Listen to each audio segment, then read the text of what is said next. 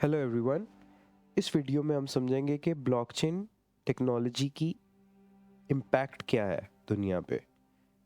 ये टेक्नोलॉजी से दुनिया पे फ़र्क क्या पड़ रहा है। नंबर वन, ब्लॉकचेन से रेमिटेंस मार्केट इफेक्ट हो रही है। अब पहले हमें रेमिटेंस को समझना पड़ेगा।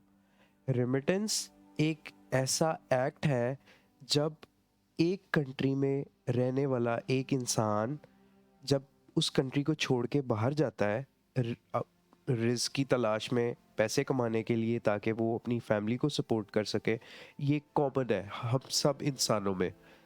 जब वो इंसान बाहर के कंट्री में जाता है तो वो पैसे या सैलरी जो वो कमाता है वो जब अपने कंट्री को वापस सेंड करता है अपनी फैमिली को सपोर्ट के लिए, उसको हम रेमिटेंस बोलते हैं।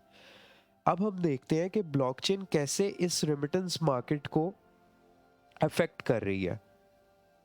जैसे ही आप पिक्चर पे या स्लाइड पे देख सकें कि कॉइन एक जगह से दूसरी जगह पे जा रहा है तो बीच में एक थर्ड पार्टी आपको नज़र आ रही है जो कि बैंक है, जो अपनी ट्रांजैक्शन कॉस्ट भी काट रही है और कुछ टाइम भी ले रही है उस ट्रांजैक्शन को करने के लिए। वो 1 दिन हो सकते हैं, 2 दिन हो सकते हैं, 6 दिन हो सकते हैं। अब ब्लॉकचेन टेक्नोलॉजी ने यहाँ पे आके क्या किया है, और ओवर द नाइट 2 बिलियन लोग जो कि दुनिया की एक 25-30% लोग बनते हैं। अगर आप सोचें कि 8 बिलियन लोग हैं दुनिया में, जो कि मोस्ट प्रॉब्ली इतने ही हैं, तो उन लोगों को कैसे इफेक्ट कर रही है।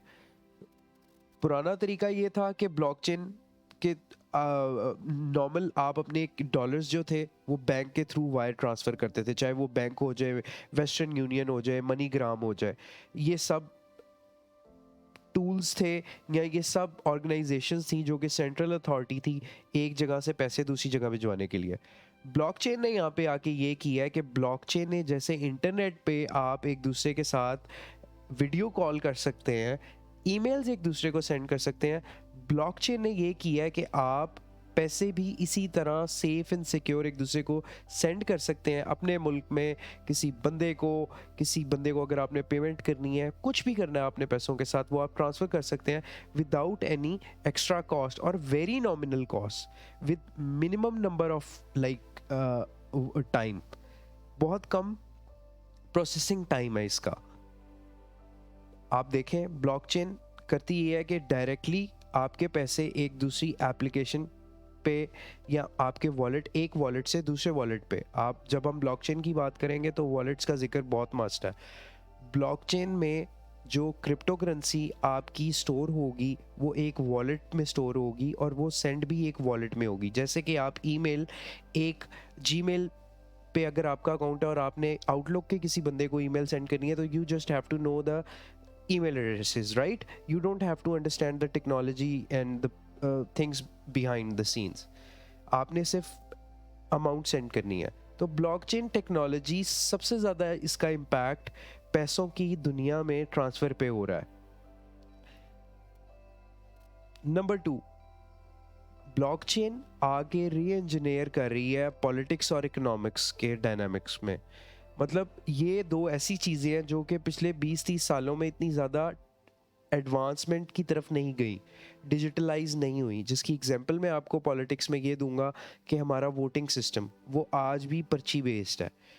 आप पर्ची के ऊपर स्टैंप करते हो और वो आपका वोट डलता है, जो कि जिसके ऊपर बहुत ज़्यादा प्रोसेसिंग कॉस्ट आती है, उसके ऊपर आपकी ह्यूमन रिसोर्सेज लगते हैं और भी बहुत सारे रिसोर्सेज यूज़ होते हैं, और टाइम जो कि सबसे इम्पॉर्टेंट है वो भी रिसोर्स एज यूज़ होता है।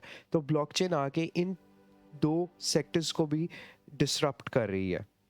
नंबर 3 के ऊपर, ये एक ऐसी टेक्नोलॉजी है जिस जो कि बेसिकली आके ये प्रॉब्लम सॉल्व कर रही है कि कैसे मशीन्स और इंसान आपस में ट्रांजैक्शंस कर सकेंगे विदाउट एनी थर्ड पार्टी और अ ह्यूमन, जिसको हम बोलेंगे एक ऑटोमेशन इकोनॉमी में आके हेल्प कर रही है blockchain technology for smooth financial transactions. Thank you.